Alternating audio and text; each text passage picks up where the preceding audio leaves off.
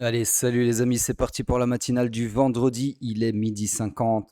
On commence directement par Bitcoin sur le daily. Donc ici, toujours dans mon scénario qui est en train de se dérouler jusqu'à preuve du contraire. Laissez-moi cacher ceci qui n'appartient pas au daily. Donc voilà, direction minimum, je dirais, c'est toute cette poche de liquidité. Alors, à quel degré de profondeur, ça c'est mystère et boule de gomme, hein. On peut très bien s'arrêter au premier lot ici, on peut très bien aller jusqu'au second ici, ou cela, ou encore plus bas, peu importe, d'accord. C'est pas ça qui est important. Ce qui est important, pardon, désolé, j'avais de travers. Ce qui est important, pardon, c'est la direction, d'accord. Après, votre TP, vos degrés de TP, etc., c'est à vous de vous arranger. Sur ce, rien de plus à dire sur le daily, du moins. On passe sur le H4.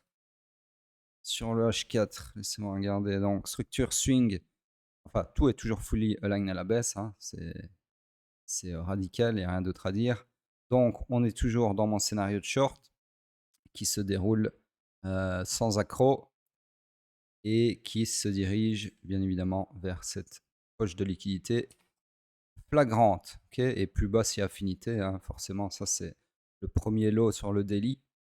Donc, c'est la première target sur le H4, mais bien évidemment, vous avez, comme sur le daily, énormément de lots ici. D'accord. Donc, personnellement, je reste bearish, hein. De toute façon, je suis bearish depuis un petit moment, hein. À chaque fois que je trace un scénario, si vous remarquez bien, je m'y tiens. Il y a un truc que ça fait longtemps que je veux le dire dans les matinales, mais à chaque fois j'oublie. Je vais vous le dire sur le weekly, parce que ça concerne le weekly, si j'oublie pas. Donc en gros, H4, voilà, M15. Le M15 s'est perpétué à la baisse une fois ici, une deuxième fois ici, forcément pour favoriser ce dump. Du coup, on a une nouvelle structure M15 qui est architecturée de la sorte. Tout ceci ne m'intéresse plus. Ça non plus. Ça, je récupère. Donc, on est fully aligned à la baisse puisque l'order flow est baissier. D'accord. Donc, on cherche des shorts sur le M15 aussi. Et le POI le plus proche pour ce faire, ça serait celui-ci. D'accord. Voilà, tout simplement. Sur ce, attendez, parce que j'étais un peu. Voilà. On passe sur l'or en daily. Donc l'or, pour ceux qui ont suivi les analyses sur le Discord, analyse gratuite bien évidemment. C'est moi qui ai caché ça, voilà. Voilà, tout est analysé sur l'or depuis ces deux derniers jours, pardon, de façon assez précise, j'ai envie de dire. Donc si vous n'avez pas encore rejoint le Discord, il est dans la description de la vidéo. S'il n'y est pas, il est dans la bio de mon Twitter. Donc rejoignez-nous parce que c'est gratuit. En gros, c'est la matinale en continu, mais vraiment en live. D'accord. Donc c'est ce que je fais dans la matinale, mais en live tous les jours. C'est-à-dire dès que je vois un scénario flagrant dans la journée, dans la session, mais je le poste sur le Discord et on fait toujours un avant, après, d'accord, pour voir l'évolution de mes analyses, hein. C'est quand même intéressant à voir. Donc voilà, si vous voulez vraiment être guidé sur les marchés, et je fais tous les marchés que je traite, c'est-à-dire toutes les paires, d'accord. Donc en gros, tous les indices, tout le forex, enfin tout le forex, l'euro et le GBP USD, d'accord. Euro USD, GBP USD, en futur, hein, que du futur bien évidemment. Crypto, les métaux et les commodités, d'accord. Donc les 5 marchés principaux, en gros, sont analysés gratuitement en live sur le Discord. Donc honnêtement, laissez-moi réfléchir, il y a exactement zéro raison de ne pas rejoindre, ok. À moins que vous crachiez sur une valeur pareille. Bref, sur ce, en daily, c'est tout, puisque au final, on est toujours dans le même scénario depuis des jours et des jours, hein. Ça a été tracé le 7 juillet et ça suit son cours. On passe sur le H4. Sur le H4, laissez-moi cacher ceci. Il n'appartient pas au H4. Hop. Donc le H4, lui, est-ce qu'on a clôturé sous le low? Non, j'ai pas l'impression. Le strong low interne, non, on n'a pas clôturé en dessous. Quoique. Faut zoomer, hein, c'est important. Ah bah si, vous voyez, si j'avais pas zoomé, je l'aurais pas vu. Donc IBOS baissier comme ceci. order flow baissier, on est donc dans le high run initial du swing pullback. On cherche des shorts. Merde. On cherche des shorts et le POI le plus proche du price action pour chercher des shorts, c'est bien évidemment celui-ci. Hop. Comme ceci, sur lequel je peux vous tracer un scénario comme ceci du coup. Target, bah, la demande opposée ou tout ça, vous avez l'embarras du choix. Honnêtement, je vais aller jusqu'au relative equal low ici. Ça paraît être une bonne target optimale. Ceci, je vais vous le mettre ici pour que vous soyez conscient de ce que je vise. Voilà, ok. Sur ce, on passe sur le M15. Le M15, donc ici, on a un retournement à la baisse après une mission échouée. Ici. Jusque là. Donc du coup, ici, vous avez une nouvelle structure. Template, petite seconde. M15, où es-tu? Ici. Je vais mesurer d'ailleurs. Donc, à partir du BOS, on a eu presque un retracement de 30%. Là, non, là, non. Non, en gros, c'est une structure qui s'est agrandie comme ceci, dans laquelle on est toujours. Alors, le lot ici, c'est lequel? Celui de gauche, c'est juste comme ceci. Donc, tout ça, ça m'intéresse plus. Ça, je le garde quand même. Hop. Récupère. IBOS. Première IBOS ici. Perpétuation à la baisse ici. Donc, toujours fully aligned à la baisse. On cherche donc des shorts. Le POI le plus proche, on est en train de rejeter dessus. C'est celui-ci. Donc voilà, en gros, on est là-dedans sur... vous avez même un nouveau POI au final, parce que là, on peut dire que c'est une chaîne qui a été constituée. Là, vous avez un nouveau POI sur lequel, si vous voulez être plus précis, sur lequel vous pouvez chercher des shorts, d'accord? Sur ce, c'est tout pour l'or. On passe sur l'euro en daily. Hop. Donc ici, l'euro toujours dans le scénario. Rien à dire de plus. Le H4, c'est bon, regardez, il n'y avait pas de scénario ici. Il n'y en avait plus en tout cas. Par contre, on est dans le iron final du swing pullback. Donc on cherche des longs. Bon, on recherche des longs. Hein, je vous rappelle que hier, c'était un faux choc ici qu'on a eu, qui s'est confirmé au final par après, si je me souviens bien. Donc en gros, ici, on cherche des longs. POI le plus proche du price action, en tout cas celui qui est confirmé, c'est celui-ci. POI H4. Donc du coup, scénario architecturé sur ce POI. Target, nouveau high, minimum. Et je dirais même qu'on peut aller chercher plus haut, puisque sur le daily, on s'attend à une mitigation de ce POI daily jaune. Donc on peut aller chercher une target H4 dedans. Ça me paraît quand même logique. Donc ici, c'est moi aller chercher ceci. Donc, quoi, c'est des parfaits equal high? Oui, c'est des parfaits equal high. Ok, c'est ce que je voulais voir. Du coup, je tire ma target jusque là. J'aligne ceci. Hop.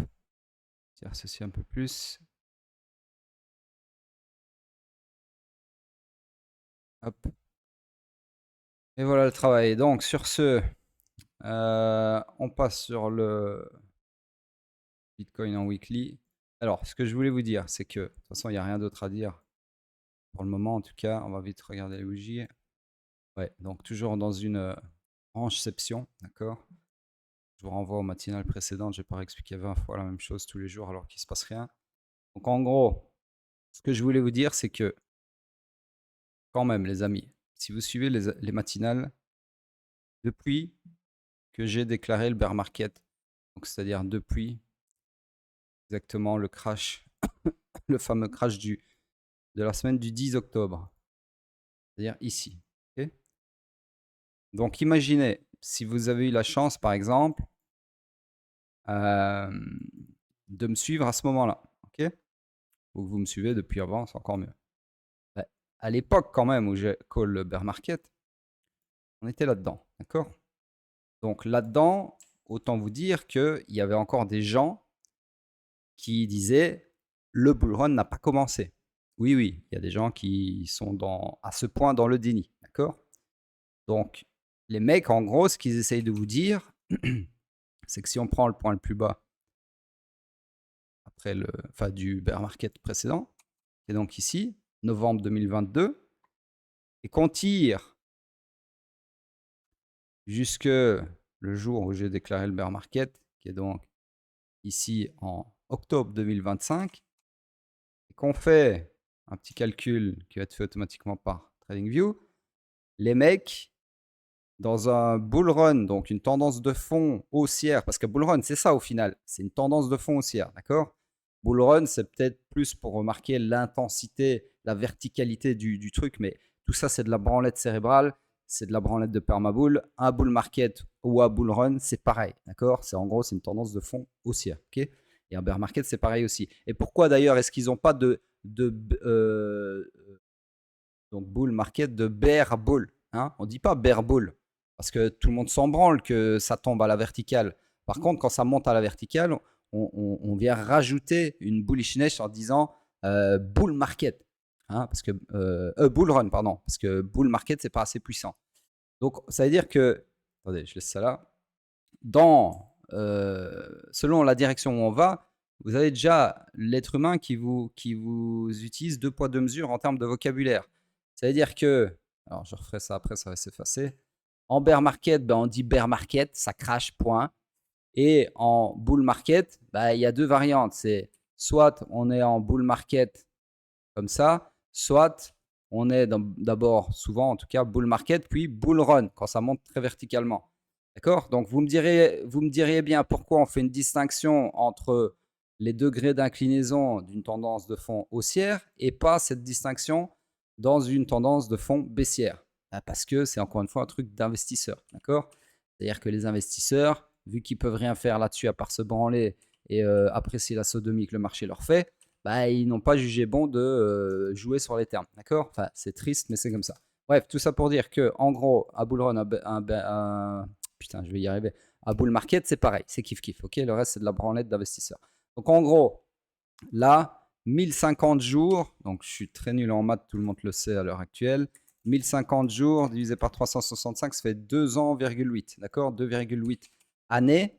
Donc, les mecs, en gros, ce que j'essaie de vous dire, c'est que quand on call à bear market dans une tendance de fond haussière, donc qui a duré, combien j'ai dit, 2,8 années, hein, presque 3 ans en gros, les mecs, ils nous prennent pour un fou. Ils arrivent encore à se dire, donc après 3 ans de tendance de fond haussière, qui est obvious, hein, c'est pas comme si on montait comme ça.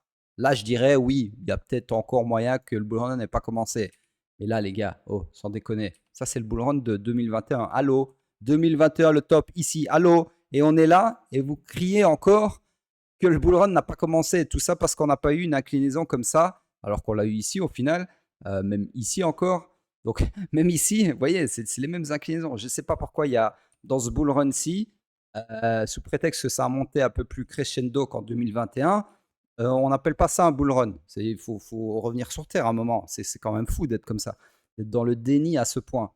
Donc bref, il y a des mecs qui ne sont pas payés, blablabla. Et donc, ce que j'essaye de vous montrer ici, c'est que si vous me suivez depuis assez longtemps, au moins depuis cette fameuse semaine rouge, ben, vous avez vu, vous pouvez aller revoir, alors je ne sais pas combien il y en a eu, mais il y en a eu des centaines. Vous pouvez aller revoir les centaines de matinales que j'ai fait entre temps. À aucun moment, je vous ai parlé de confirmation de retour en bull run. D'accord? Et ça, trouvez-moi, honnêtement, trouvez-moi, je vous mets au défi de trouver quelqu'un qui, pour la scène francophone, bien évidemment, je vous ai déjà dit, la scène US, c'est un autre niveau, c'est une autre ligue. D'accord? C'est pas, voilà, ils sont très très forts. D'accord? Donc, je ne vais pas vous faire l'affront de vous dire ça pour la scène US, mais sur la scène francophone, honnêtement, humblement ici, je vous demande, même carrément, ça m'intéresse, je suis curieux de voir qui, pendant, donc on est le combien aujourd'hui? C'est moi juste regarder, on est 14 août. Où est-ce que c'est? 2026, septembre. Voilà, en gros, ça fait 300 jours, presque un an, d'accord? Depuis 300 jours, qui qui, hormis les gens sur la scène US, etc., qui, sur la scène francophone, vous dit tous les jours qu'on est toujours en bear market? Qui? Je demande vraiment, sincèrement là, parce que je ne vois personne qui fait ce que je fais, d'accord? Donc, dites-moi dans les commentaires, est-ce qu'il y a quelqu'un qui, tous les jours, sans changer son discours de fond, vous a dit, on est en bear market, ta gueule, c'est pas encore le bull market? Qui vous a dit ça, apparemment? Et je crois qu'il n'y a pas grand monde, d'accord? Il y en a peut-être, sûrement, mais en tout cas, pas vos influx bits. Sur ce, regardez la puissance de choc. C'est-à-dire que là, depuis qu'on a imprimé tout ça, peu importe les bougies, peu importe les remontadas, on n'a jamais eu dans cette matinale quelqu'un qui vous a dit on est de retour en bull run. Ok? Parce que moi j'ai des niveaux. Merde, j'ai des niveaux techniques pour dire ça. Ok? Alors ici, encore une fois, j'essaie pas de braguer, c'est pas un concours de bits que je fais là. Ce que j'essaye de vous montrer, c'est que avec de la discipline et des connaissances en analyse technique, toute cette souffrance de merde que vous avez depuis le choc baissier ici, donc tout ça là, en vous demandant putain, est-ce que je renvoie la quicheta, putain, est-ce que je vais rater le train, putain, est-ce que ceci, est-ce que cela. Et en fait, non. En fait, un mec qui a bien compris comment ça fonctionne, en tout cas comment je fonctionne, j'ai pas dit que j'ai la vérité absolue, mais en tout cas, ça fait depuis 2019 que je vous montre par A plus B dans les matinales que je sais ce que je fais. D'accord? Ça, on peut pas le dénier. On peut pas être dans le déni à ce niveau-là. On peut dire que j'ai des défauts, mais on ne peut pas dire que je ne tiens pas la route. D'accord? Donc, si vous savez un minimum comment ça fonctionne, ben en gros, là, ce cadre rouge-là, normalement, vous êtes en vacances. En tant qu'investisseur, je parle ici, hein, parce que je sais que la majorité de l'audience, c'est des investisseurs et pas des traders. La période en rouge ici, donc 301 jours, grosso modo, normalement, en tant qu'investisseur, tant que votre alarme, qui est pour le moment, doit être placée sur cette barre-ci, donc vous faites comme moi ici, vous placez votre barre là à ce prix exact là sur Binance, vous faites clic droit dessus, vous faites ajouter alarme, crossing ici, hein, je ne sais pas comment on dit en français, créer, et donc en fait ça va mettre une alarme ici, une petite horloge de merde sur votre ligne rouge, et donc tant que cette alarme ne retentit pas, je vais l'enlever parce que c'est très laid, enfin je l'enlèverai après, bref, tant que cette alarme ne retentit pas, ben vous êtes en vacances en fait. Pas compliqué, c'est facile. C'est facile votre vie d'investisseur. Vous venez X fois par cycle voir ce qui se passe. Alors, je ne vais pas tout refaire, mais en gros ici, regardez, vous venez. Alors c'est pas parfait forcément, encore une fois. Mais je sais pas combien j'en ai mis là, je vais en mettre plus pour qu'on voit tout depuis au moins le début du bull run, ce que vous appelez faux bull run. Voilà.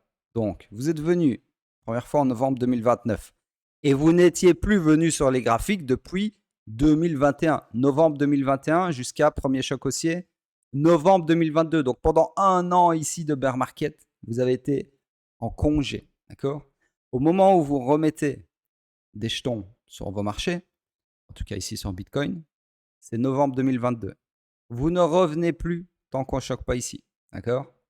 Etc., etc. Donc regardez, chaque petit triangle, je ne vais pas tout vous faire oralement, hein, chaque petit triangle rose, c'est vos interventions sur le marché. En tout cas, c'est le seul moment, alors peut-être que vous venez et que vous n'allez rien faire, mais c'est le seul moment où vous êtes appelé en tant qu'investisseur à prendre une décision, soit de sortir, soit de TP partiel, soit de rentrer, soit de re-rentrer, peu importe. D'accord? Ça, c'est votre problème. Je ne suis pas là pour vous nourrir. Je vous nourris déjà bien assez avec tout ce contenu. Je ne suis pas là pour vous tenir la main sur les marchés à ce point-là. D'accord? Donc en gros, voilà, franchement, c'est simple, hein, c'est pas compliqué. Alors oui, il faut savoir interpréter l'order flow, oui, savoir tracer un choc. Voilà pourquoi c'est le premier truc qu'on force, entre guillemets, aux élèves à savoir faire. En fait, on a un seul examen sur le mentorat. Alors, je suis le premier à détester les examens, à détester l'école. J'ai moi-même, j'ai à peine le bac, hein, j'ai que le bac. Et encore le bac, je l'ai fait pour ma daronne. C'est-à-dire que moi, j'ai arrêté l'école avant le bac Parce que voilà, j'étais un élève qui faisait que de la merde. J'étais pas studieux. J'étais intelligent, mais j'étais pas studieux. Donc en fait, le mec typique qui a les capacités, c'était ce qui était marqué dans tous mes bulletins scolaires depuis que je suis ado en gros, euh, a les capacités, mais préfère foutre la merde. Voilà, en gros, ça c'était moi à l'école, d'accord? Donc en gros, en tout cas à partir de début d'adolescence. Avant ça, j'étais un très très bon élève. Du coup, moi, j'aimais pas l'école, j'aimais pas l'autorité, j'aimais pas perdre mon temps à écouter un connard qui m'apprenait des trucs que, à notre époque, j'ai toujours pas utilisé Pythagore, hein, d'accord? Donc moi, j'avais vraiment l'impression qu'on me volait mon temps, qu'on me volait ma liberté, parce qu'on m'apprenait en fait des trucs que j'avais pas envie d'apprendre. Si maintenant à l'école on m'avait appris, je sais pas, le trading, n'importe quoi, des trucs concrets en fait intéressants, moi j'ai du mal avec l'abstrait en fait déjà à la base, d'accord? Bon là je vous raconte ma vie, mais je pense que c'est important quand même de comprendre où je veux en venir. Donc en gros, l'école c'était pas pour moi. Mais dans le mentorat, pour autant je déteste tout ce qui est système scolaire, examen, etc. Il y a un seul examen dans le mentorat, c'est l'examen des chocs, d'accord? Et donc on demande aux élèves en fait de nous montrer, donc de passer un examen en fait, où ils sont obligés de prouver qu'ils ont compris ce concept des chocs, parce qu'en fait c'est la base de tout, d'accord? C'est l'order flow. Donc peu importe ce que vous tradez, l'order flow il sera toujours là, ok? Que vous tradiez ce que vous voulez, il y a de l'order flow dans l'histoire, ok? Si vous ignorez l'order flow, vous ignorez en fait la nature même des marchés, de comment ça fonctionne, ok? Donc en gros, c'est le seul examen sur le mentorat parce que l'order flow, c'est le plus important dans un edge technique. Ok? Ça, vous pouvez dire ce que vous voulez, vous pouvez danser sur votre tête, c'est la vérité. D'accord? Allez dire à n'importe quel trader professionnel que l'order flow, c'est de la merde et que ça n'existe pas. Et, si vous ne mettez pas une claque dans la gueule ou au moins vous rire au nez, c'est que c'est lui-même à guignol. Ok? Donc voilà, bref. En gros, l'order flow, il faut le maîtriser. Et une fois que vous le maîtrisez, bah, vous voyez que votre métier d'investisseur, enfin votre fonction d'investisseur, devient beaucoup plus facile et même ludique, j'ai envie de dire. Parce que c'est comme un jeu après. Il suffit d'attendre le top départ, se placer et puis voir comment ça finit. D'accord? Alors forcément, ça ne constitue pas une vérité absolue, hein. Vous voyez que l'order flow, ça fonctionne très très bien en tendance. Mais une fois qu'on a un peu plus en consolidation, moins de volatilité, en tout cas, il y a plus de faux signaux, hein, c'est normal, c'est logique, hein, puisque dans un range, l'order flow aura plus tendance à changer de sens que dans une tendance où il aura plus tendance à rester longtemps dans le même sens, d'accord? Avec des changements intra-tendance, comme ici par exemple, mais la tendance reste aussi. Ok. Encore qu'ici, on pourrait argumenter sur le fait que c'est là où on peut pousser le concept un peu plus loin, le concept des chocs, c'est qu'ici, au final, vous avez un choc sur mèche, bougie d'indécision. Donc là, si vous avez un peu d'expérience, déjà vous dites, ah, c'est peut-être un faux choc. Donc peut-être que je ne vais pas TP ici parce qu'au final, c'est pas un choc convaincant, d'accord? Même si ça reste bien évidemment un choc, ok? Et puis la semaine d'après, vous avez une bougie extrêmement bullish et donc pas de follow-through, c'est-à-dire pas de clôture de corps sous le point de choc. Et 2 semaines après, bah, voilà, votre doute est levé puisqu'on rechoque à la hausse. Et là, regardez la différence, on choque avec une bougie de fou, d'accord? En tout cas, qui clôture comme tel. Donc voilà, même quand il y a des faux signaux, il y a moyen de les trier avec un peu d'expérience. Bref, sur ce, je sais que j'ai parlé de beaucoup de choses dans cette matinale, mais je pense qu'il y avait pas mal de choses intéressantes, en tout cas j'espère. Si ce n'est pas le cas, eh bien, c'est pareil pour moi, hein. Moi, je parle de ce que j'ai envie de parler, ce que je pense qui est parce qu'il sort de mon cerveau à l'instant T. Et aujourd'hui, c'était tout ça. Donc sur ce, envoyez vos commentaires, dites-moi ce que vous en avez pensé, et je vous dis à plus tard.